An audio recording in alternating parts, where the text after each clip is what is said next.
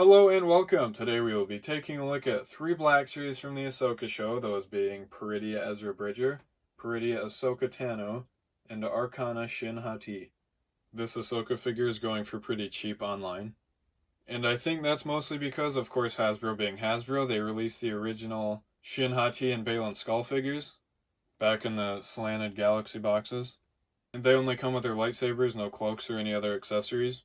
And once they released, people pretty quickly seemed to realize that there were different variations in the color of the lightsaber blades. Obviously, they're supposed to be orange, but it seemed like a lot of people were getting reddish ones. And on top of that, Shin Hati is way too tall, Baylan Skull is way too short. Plus, the likenesses and the face prints weren't that good. So, Hasbro sees all these issues. What do? They release the exact same figures again, but you get a cloth piece. And then this awesome white outfit Ahsoka was revealed. So a lot of people, with good reason, decide to hold off on getting this figure, assuming that the exact same figure would just get a re-release, but this time with the cloth piece that she is seen wearing in the Ahsoka show, and at the end of Rebels. But I think I've been ranting long enough, so let's finally open some figures. Starting off with Ezra Bridger.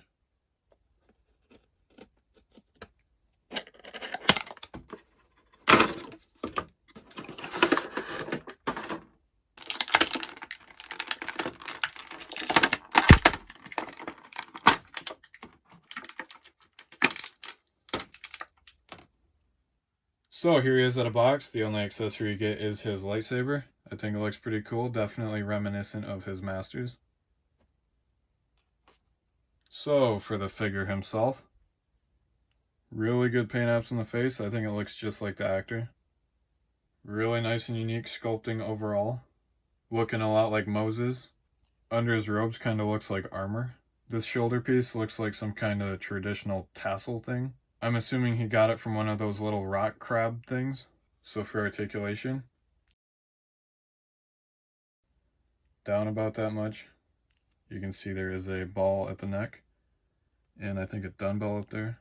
Really good tilt. Arm can go up about that far, in about that far. No cuff swivel, and then hinge at the hand. He does have a butterfly joint, and this overlay piece is really soft on the edges, so we can actually get a lot more movement out of the butterfly joints, which I think is actually really impressive.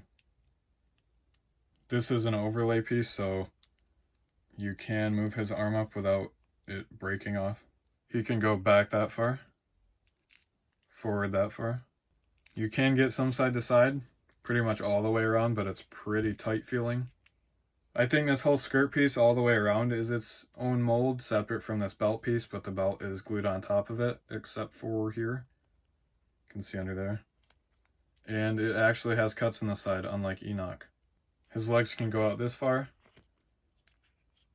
There is actually a hinge, you can see it right in there. He can bend his knee about that far back. He does have a calf swivel. And looks to be pretty good foot articulation. Nice side to side back, but definitely not going forward as much. I thought this piece was completely loose until I turned it around, and it seems to be glued down right under this piece. The lightsaber hilt does not actually come apart like Kanan's, but if you didn't want the blade ignited, there you go. Or stick it in his hand. And here he is next to younger Ezra. I think this is a really good figure. It's got really good articulation. It looks just like he did in the show. So I definitely recommend picking him up. Now for Ahsoka Tano.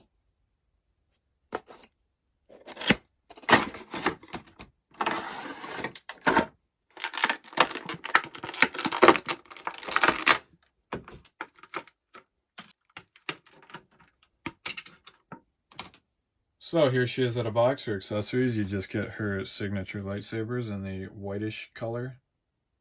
It's kind of like whitish clear, though it's too foggy to see through. And there is decent paint on the hilts. So now for the figure herself.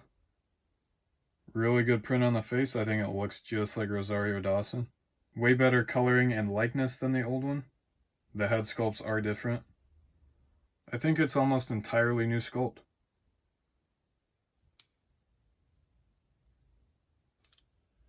So for articulation, I think the leg crew is definitely going to get in the way, so she can look up about that much, down about that much, tiny bit of side to side. She can rotate her head a decent amount. Her arm can go up that much, in that much, and there is a hinge at the hand. Butterfly joint adds a little bit, not as much as you'd think, but you can see a lot of gappage. She can go back that much, forward that much, side to side. This piece is glued down, but it does seem to be pretty stretchy. Legs can go out that far. There is no thigh swivel.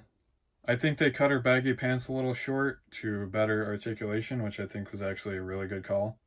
So her knee can go back that much. That definitely still gets in the way. And then her foot can go pretty far back. It's definitely hindered forward. And then nice side to side. You can stick her lightsabers on these.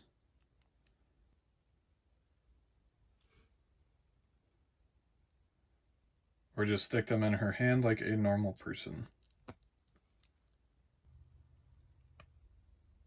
I really like this figure. I think it's a really big improvement from the last one. It's got pretty good articulation. She looks just like she did in the show.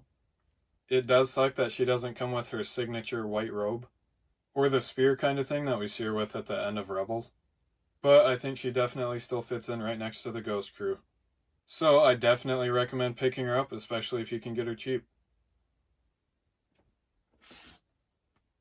And last but probably least, Shin Hati.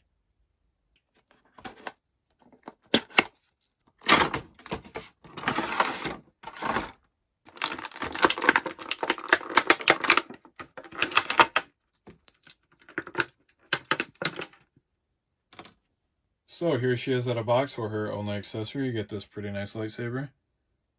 It looks to be pretty orange. And it's got nice printing on the hilt. So now for the figure herself, I will actually take the cloth piece off. And here she is. I don't think that looks like the actor really at all. You can see the nice sculpting.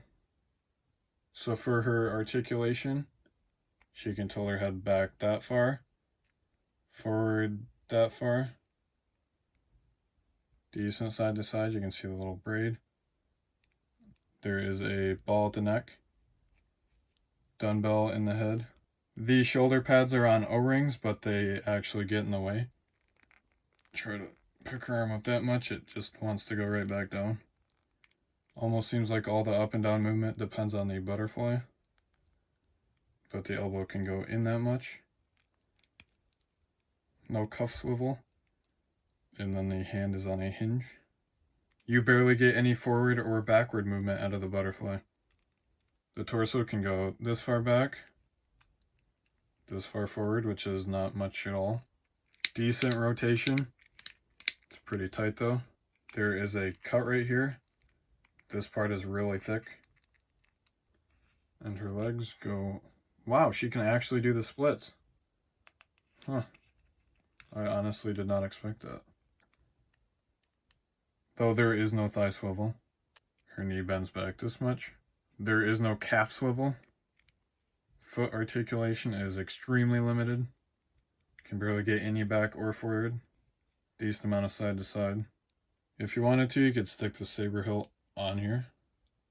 Looks pretty good. Or stick it right in her hand. Dang, it's pretty rubbery. I don't think she's the worst figure, but she's definitely not the best figure. I know they could have done a lot better than this, especially after seeing people's reactions to the first release, but sometimes they just don't care. My biggest problem is the height. She's supposed to be about the same height as Sabine, and that is definitely not the case. I did pre-order the original Bale and Skull, so I didn't get the mercenary version. So I won't be using this. I've seen a lot of people do thigh swaps with these two figures and Shin and Balin, so I might try that. But there is the possibility that they will actually come around and make a new Shin Hati figure, though they would most likely wait till Ahsoka Season 2 comes out, which I just heard may end up being 2027, which would be a long way to go, and I really hope it doesn't take that long. But, should you get this figure? I would say yes if you can get her at a really good price, or if you like to customize and you could easily do the thigh swap, which I'll probably end up doing as well because I think the height difference is going to drive me nuts. I think the Ezra and Ahsoka figures are awesome, so of course I recommend getting those two. And for Shin, I think it comes down to whether or not you could customize the height, whether or not the height even bothers you, or whether or not you need the character to go with Balin or to fill in a spot on the Imperial or Ahsoka shelf, even though she isn't actually Imperial.